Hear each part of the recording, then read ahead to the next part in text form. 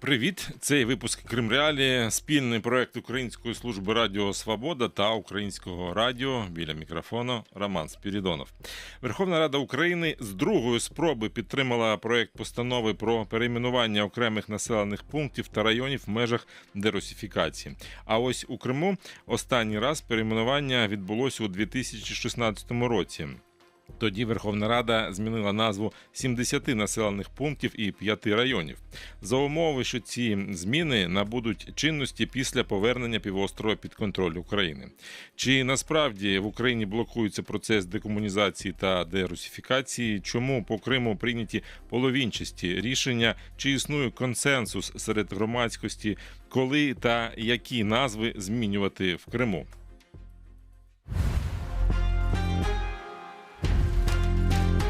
Тема дня. Постанова про перейменування окремих населених пунктів та районів, яку з другої спроби ухвалила Верховна Рада України, дозволяє змінити назву 327 населених пунктів. Як повідомив нардеп Ярослав Железняк, перейменовуються назви, які були на честь росіян – Пушкіно, Мічуріно, Горького, Кутузівка, Суворове, Некрасове тощо. Змінюється багато назв, пов'язаних з радянськими святами або символікою. Наприклад, Першотравенка, Первомайське, Першотравневе, Першотравенськ, Маївка тощо. Відомо, що з нової постанови вилучили 6 населених пунктів, з перейменуванням яких виникли проблеми. Зокрема, йдеться про Южне, Южноукраїнськ, Синельникове, Первомайськ і Павлоград.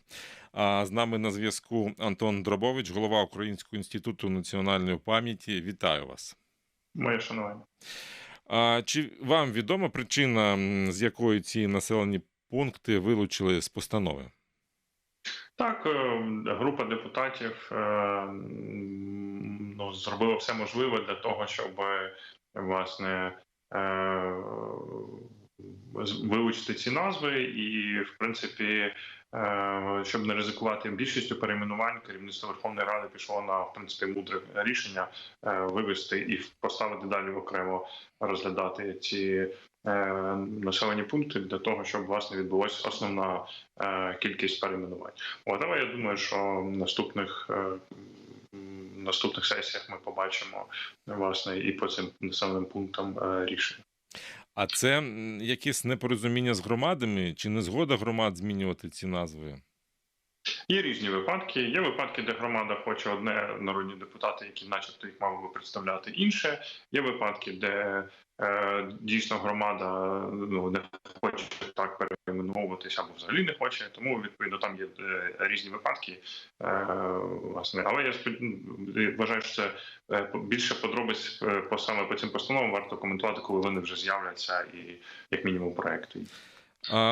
Поправте мене, якщо я помилюсь, кінцевою датою реалізації вимог закону про засудження та заборону пропаганди російської імперської політики в Україні і деколонізацію топонімії, а саме вилучити з публічного простору назви та пам'ятники, присвячені російським імперським діячам та географічним об'єктам, сплив 27 липня цього року. От якщо можна бачити з рішення Верховної Ради, то ці вимоги до кінця не виконані. От як ви оцінюєте процес декомунізації і деколонізації України? Ви розумієте, ми насправді запізнилися з декомунізацією десь на 30 років. Тому, якщо йдеться про те, що декілька місяців довше полежала постанова, це не така принципова річ. Головне, щоб воно було доведено до кінця. Так само, наприклад, ви починали з вступного слова говорити про перейменування в Криму. Наприклад, по Криму теж була напрацьована постанова, і може декілька років навіть тому. І, власне, вона теж напрацьована, і там якраз йдуть дебати, дискусії. Тому головне, щоб воно дійшло до свого логічного завершення і було прийнято, а не на роки затягнулося. Так само, наприклад, як довгий час не голосували. У 2019 році було рішення Конституційного суду по перейменуванню областей, і не знайшлося політичної волі парламенту перейменувати області, то тепер через війну ми не маємо повномасштабну фазу війни і воєнний стан. ми не маємо можливості процесуально власне зміни в Конституцію внести. Тому головне, щоб ця робота була зроблена і напрацьована, підготовлена, створений суспільний консенсус, і власне результати були досягнені. А обговорення, процедурні рішення, там деталі дискусії. Ну це вже другорядні речі, які насправді характеризують нас як здорове демократичне суспільство. А коли ви кажете про постанову кримську, ви яку постанову маєте на увазі? Ну, власне, наш інститут, Меджліс кримськотатарського народу і, власне, інші зацікавлені громадські організації опрацьовували список перейменувань кримських топонімів, які також пов'язані з відновленням історичних назв, там частково пов'язані з деколонізацією топонімів, власне, і напрацьований список понад 100 назв. Я не знаю зараз, скільки остаточно після всіх консультацій, але це теж постанова поставлена, проєкт цієї постанови був поставлений на холод в силу там дискусій. Але я сподіваюся, що найближчим часом вона теж, принаймні все, що стосується деколонізації, в тому сенсі, як зараз прописано в законі, вже найближчим часом теж буде винесено, бо по Криму це теж не варто відкладати. Ну, наскільки я пам'ятаю, з майже 1300 населених пунктів перейменування має відбутися, змінити назву мають 800. Про це казали і кримські історики, і у Меджлісу про це казали. Тобто доволі великий обсяг роботи, і є у цьому питанні консенсус. Ну, я не знайомий з цією цифрою, про яку ви говорите. Те, що одна річ відновлення історичних назв, і це інша процедура, яка передбачена законом про корінні народи. Це одна історія. Якщо ми говоримо про деколонізацію топонімів, то перейменування підлягають тільки ті населені пункти, які прямо стосуються реалізації російської імперської політики. Наприклад, коли найменування пов'язане з символікою російської імперської політики, тобто якимись діячами, які це зовсім має інша кількість населених пунктів. Це дві різні процедури. Принаймні за діючим законодавством. Зараз йде обговорення, наприклад, зміни в законодавство, які можуть розширити цю кваліфікацію. Але наскільки мені відомо, остання варіація, яка стосується саме деколонізації топонімів Криму, налічувала понад 100 назв. Хоча дійсно аналізувалося десь 1500 назв, але фінальний варіант, там далеко не всі назви були історичними, частина там просто асоціативними, поряд населений пункт, який поряд існував, частина населених пунктів взагалі була новостворені, тому там, власне, прив'язка тільки до якоїсь, там, не знаю, гідроніму чи чогось поряд з ним. Тому тут це насправді велика дослідницька, дискутивна робота ще на майбутнє. А навіщо розділяти повернення історичних назв з декомунізацією? Чому це не єдиний процес? Тому що, по-перше, це, по суті, не єдиний процес, тому що еволюції історичні, вони не обов'язково були пов'язані. Зміна топонімів не обов'язково пов'язана з декомунізацією чи деколонізацією. Вона могла відбутися з інших причин.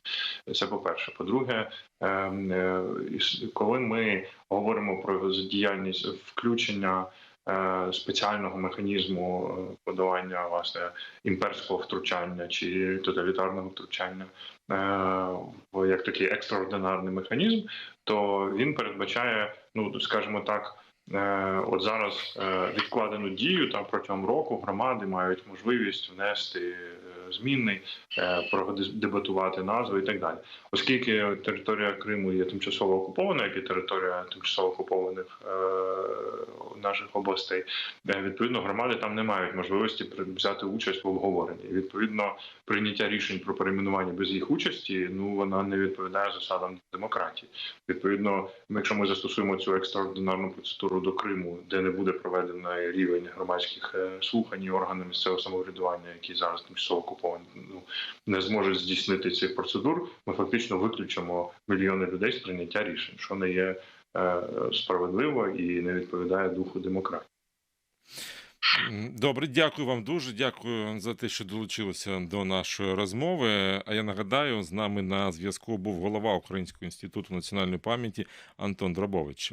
Продовжимо за декілька секунд.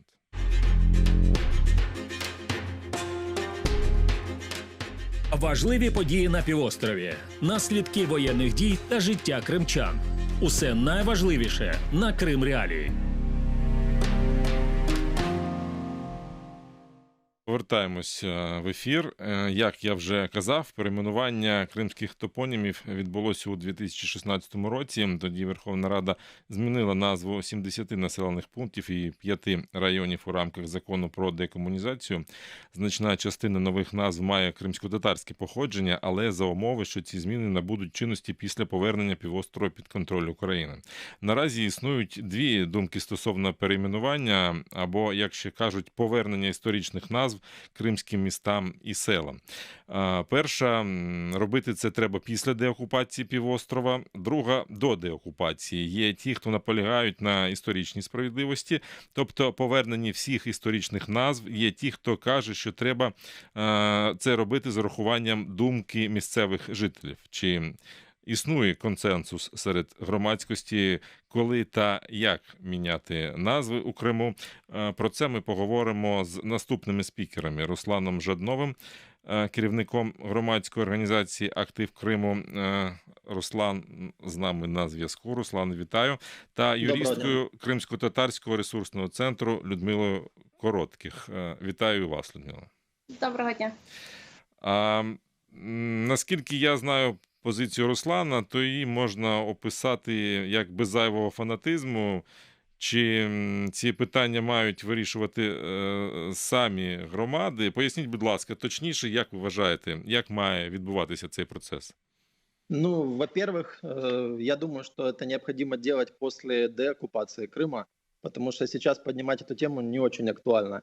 В той же Верховной Раде, во всех наших органах не представлен ни один представитель Крыма. Мы уже больше 10 лет не можем никого оттуда избирать, и без мысли крымчан и местных жителей такие серьезные вопросы решать, ну, как бы неэтично. Я считаю, что первым делом нам необходимо сосредоточиться на освобождении Крыма, а потом уже решать вопросы по переименованию. Понятно, что в первую очередь необходимо возвращать исторические названия тех сел, которые были переименованы в 40-х годах, там больше 1000 их, это я поддерживаю. Но что касается вопроса названия городов, это, ну, здесь надо обсуждать с местными жителями тех же городов. А позиція Кримсько-татарського ресурсного центру можна охарактеризувати назвою інформаційної кампанії, ініціатором якої є центр. Це «Повернемо назви, повернемо Крим». От, Людмила, поясніть, будь ласка, детальніше, як повернення назв пов'язано з деокупацією. Дійсно, коли ми говоримо про те, як називати населені пункти, і ви дуже слушно зазначили на початку, що ми говоримо не про перейменування, ми говоримо про відновлення історичних назв, відновлення, в першу чергу, історичної справедливості щодо і мешканців півострова, і самого півострова. Тому та позиція нашої організації Кримсько-татарського ресурсного центру полягає в тому, що оскільки ми маємо ці інструменти для того, щоб відновити історичні назви, не чекаючи деокупації півострова, ми маємо це зробити. Оскільки це також формує і по-перше, в першу чергу, свідомість в українському суспільстві, українського населення. По-перше, що незважаючи на те, що ми не контролюємо півострів фізично, тим не менш ми маємо можливість ухвалювати рішення щодо нього, і він таким чином залишається в нашому інформаційному просторі і в нашій юридичній площині. І по-друге, що теж важливо, це також наша позиція, заявлення нашої позиції для міжнародної спільноти, оскільки ми знаємо, що міжнародна світова картографія, вона базується на назвах, які дає країна. І якщо говорити про Крим, то у всіх міжнародних інституціях, в міжнародних організаціях саме Україна є.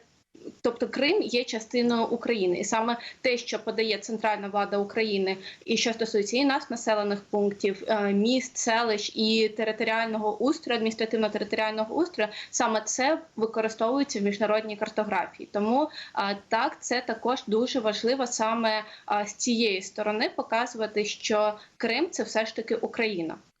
А чи існує консенсус стосовно назв? От, напевно, от Ахяр чи Севастополь? От це питання до обох. Людмила. Якщо питати наша позиція, Так. наша позиція стосується полягає в тому, що все ж таки це Ак'яр. І ми говоримо про те, що ми маємо відновити саме історичні назви, які мають пряме відношення, які були сформовані саме мешканцями, корінними мешканцями цього півострова. Ми не говоримо, нам часто бувають закидають, що ми там вимагаємо відновлення лише кримськотатарських назв. Це також неправильно. Ми говоримо про історичні назви. Тобто, якщо населений пункт мав якесь, наприклад, грецьке чи єврейське чи німецьке походження, то і якщо це саме історична назва цього населеного пункту, то має бути повернута саме ця назва. Але знову ж таки часто говорять, наприклад, про Євпаторію. Є декілька варіантів: Кізлєв або Кіркінітіда. І якщо говорити про саме назву Кіркінітіда, то це грецька назва. Але ми маємо пам'ятати про те, що якщо ми говоримо про деколонізацію топонімів в Україні, ми також маємо пам'ятати про те, що греки, вони були такими самими колоністами, як і Російська імперія. Тобто це була та сама імперська політика. І якщо ми кажемо, що колоніальна політика Росії погана, чому ми тоді не маємо казати, що грецька колоніальна політика – це було погано? На жаль, це були часи, коли ми не знаємо, точніше, ми знаємо лише історію півострова з джерел грецьких істориків. І саме те, як вони називали. Вони не вказують і не говорять про те, як місцеві жителі до того, як греки прийшли на півострів, називали ці населені пункти. Тому це теж трошки викривлено виходить історіографія. І тому саме ми маємо говорити про те, як місцеві жителі називали ці населені пункти, повертати саме ці назви. Руслан, наскільки я знаю, у вас інша думка стосовно Ак'яру чи Севастополя. Ну да, я просто как местный севастопольский, я там родился, поэтому я отношусь к тем людям, кто считает, что Севастополь должен остаться Севастополем. И мне очень нравится, когда рассуждают про название Севастополя люди, которые к нему отношения не имеют. Нет, но начнем с того, что на территории современного Севастополя за всю историю, если и были города, то это Херсонес, потом он назывался в эпоху князя Владимира Корсунь, а других именно городов там не существовало. Переименовывать город Севастополь в какой-то поселок – это тоже неправильно, потому что помимо Акьяра там еще куча было поселков на той территории. Поэтому я общаюсь постоянно с местными жителями Севастополя, и все как один, все за то, чтобы Севастополь оставался Севастополем. Или как минимум без севастопольцев этот вопрос не решался. Потому что так случилось, что севастопольцы не представлены абсолютно нигде. Даже в той же, допустим, в той же команде там, по стратегии реинтеграции там также нет ни одного севастопольца. Севастополь постоянно игнорируют, но почему-то за него все время решают. Моя позиция и позиция местных жителей, с теми, с кем я общаюсь, это Севастополь должен остаться Севастополем. Людмила, у вас є можливість відповісти на закид, що ви не маєте прямого відношення до Севастополя. І таке питання стосовно думки місцевих. Яке ставлення у Кримськотатарського ресурсного центру саме до, можливо, такого підходу, опитування місцевих жителів? Якщо говорити про те, що ми спілкуємось чи не спілкуємось з мешканцями тих чи інших населених пунктів, ми маємо пам'ятати завжди, що ми маємо свою певну бульбашку, з якою ми спілкуємось. Якщо говорити про тих людей, я сама з Криму, так, я не з Севастополя, але я з Криму. Якщо говорити про тих мешканців півострова з різних населених пунктів, з якими я спілкуюсь, то вони абсолютно повністю підтримують ту позицію, що мають бути повернуті історичні назви. Знову ж таки, якщо повернутися до Севастополя, це дійсно дуже чутливе питання, оскільки Севастополь, він в російській пропаганді дуже сильно використовується, і всі ми знаємо про цей город руської слави і таке інше, тобто город руських моряків. Тобто це дуже сильний наратив, і який росіяни дуже активно і потужно використовують не лише для пропаганди в Росії чи на місцевих мешканців, а й також на міжнародному рівні. Тому, власне, ось тут саме зламати ось цю пропаганду ми можемо, повернувши історичну назву, так, дійсно, але ж не всі ж міста вони одразу з'являлися як місто. Вони походили і розросталися з якогось населеного пункту, який спочатку там був невеличким поселенням, потім він зростав і таким чином утворювалися міста. Якщо поглянути на карту світу, то я не думаю, що там ми знайдемо там 100% всі міста, які сьогодні, що вони були засновані саме як місто. Тобто це всі населені, це природній процес, який розвивався. Об'єднувались найближчі населені пункти. І тут, звісно, що ми маємо думати, звісно, і в інтересах української держави, нашої національної ідеї, і, звісно, враховуючи населення, думку місцевого населення. Тобто Севастополь може підпасти під дію закону про знищення імперських наративів. Я так розумію, ваша Він прямим позиція. чином підпадає під це, так. Руслан, ваша думка з цього приводу? Якщо він підпадає під дію цього закону, то закон треба ж виконувати? Ну, мы, допустим, севастопольцы, к счастью, спокойны, потому что мы зафиксированы в Конституции как Севастополь, и чтобы поменять его название, необходимо менять Конституцию, а чтобы поменять Конституцию, должна закончиться война. Мы надеемся, что война закончится освобождением Крыма, и тогда уже все эти вопросы будут решаться с учетом интересов самих севастопольцев.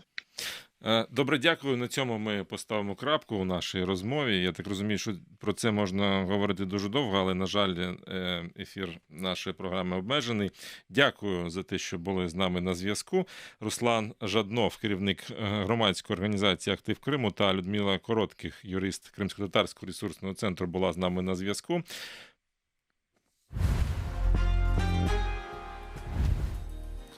Це все на сьогодні. Це був спільний проєкт Української служби Радіо Свобода та Українського радіо. В студії для вас працював Роман Спірідонов. Підписуйтесь на Крим Реалії, вмикайте сповіщення про нові відео, але будьте обережні з лайками та репостами нашого контенту, оскільки в Росії і на тимчасово окупованих нею територіях Крим Реалії визнано небажаною організацією. Бережіть себе, кримчани мають право знати.